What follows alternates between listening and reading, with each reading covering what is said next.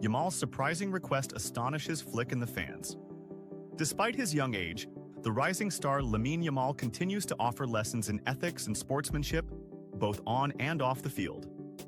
On the night of Barcelona's overwhelming 4-0 victory over Borussia Dortmund in the first leg of the UEFA Champions League quarterfinals, cameras captured the moment when the 17-year-old player requested a substitution from his coach, Hansi Flick, a surprising decision at a time when he was performing brilliantly.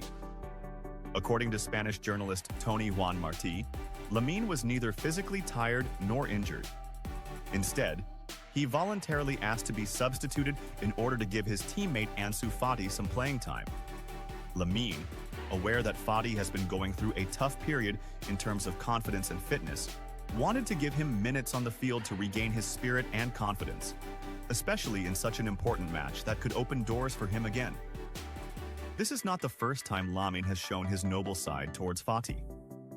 According to previous reports, he had refused to wear the number 10 shirt at Barcelona, out of respect for Fati's legacy with the iconic number, demonstrating the special bond between the two young stars. The reactions from fans and the Spanish press were quick to follow, with many praising Lamine's actions, considering it a true embodiment of football ethics, especially at a time when individual interests often overshadow team spirit. The cheers at Montjuic did not stop when he was substituted, as the fans warmly acknowledged his effort and stance. Meanwhile, it appeared that Ansu Fati benefited positively from the minutes he got, looking more focused and in sync than in previous matches. Between Lamine Yamal, Ansu Fati, and the other stars of Barcelona's rising generation, it seems that the Catalan team not only possesses footballing talent, but also rare personalities capable of leading the sporting project with ethics and a promising team spirit. An Barcelona legend, the team will struggle more against Inter Milan than Dortmund.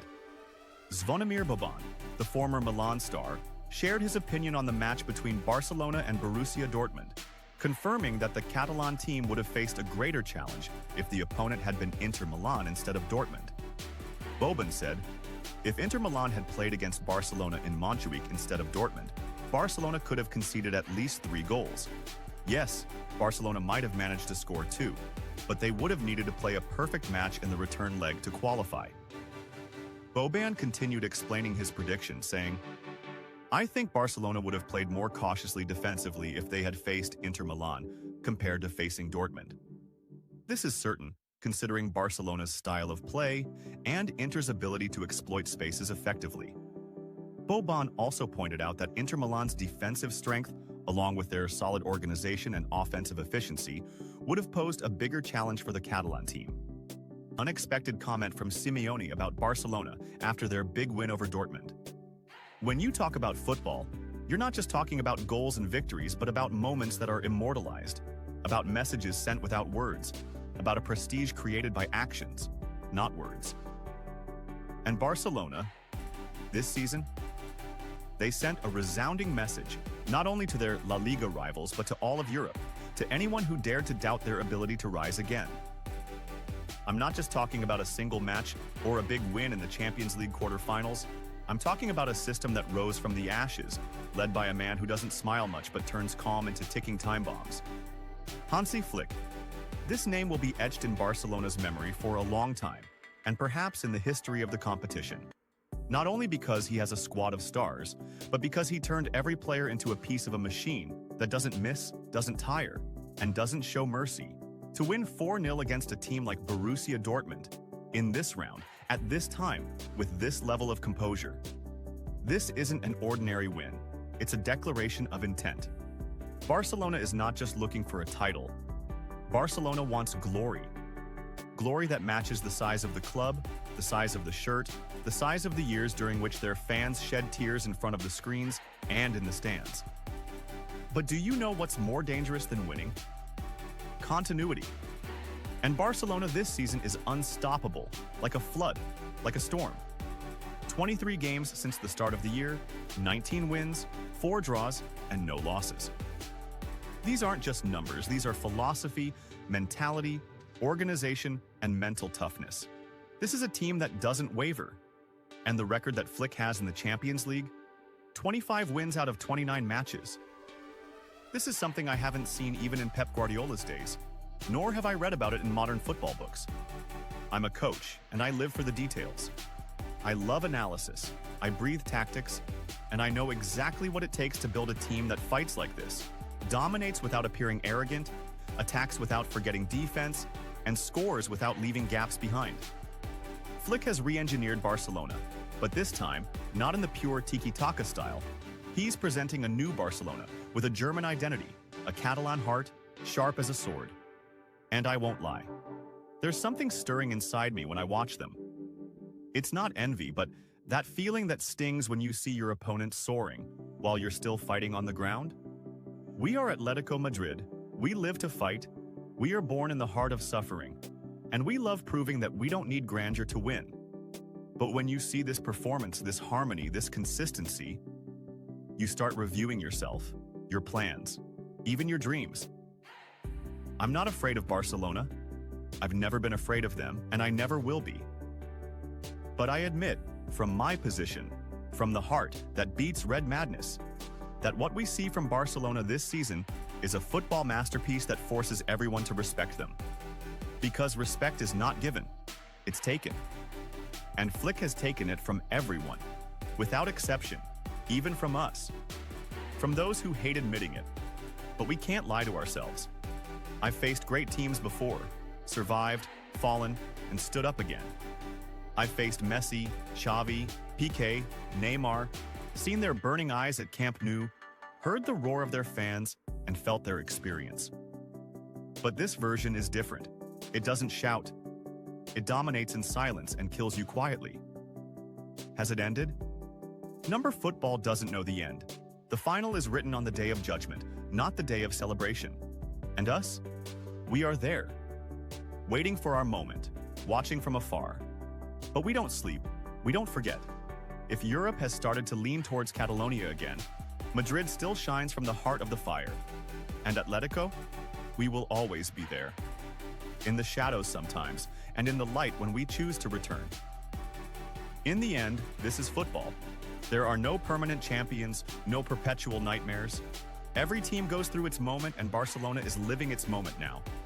Let them rejoice, let the world applaud them, but remember, the one who waits in the dark is often fiercer than those standing in the spotlight. Win. Koeman. Barcelona is not the favorite to win the Champions League. Ronald Koeman, the coach of the Netherlands national team, stated that FC Barcelona is not considered the top favorite to win the UEFA Champions League this season, despite their impressive 4-0 victory over Borussia Dortmund in the first leg of the quarterfinals. Koeman said in press statements, "I don't think Barcelona is the favorite. There are other teams playing at a similar level, such as Paris Saint-Germain and Arsenal, which I watched against Real Madrid. They are a strong team and also have the potential to win the tournament." He added, "But yes, Barcelona is among these teams. Their style of play is enjoyable, and the way the team is moving forward is clear, which can be seen in the players' performances."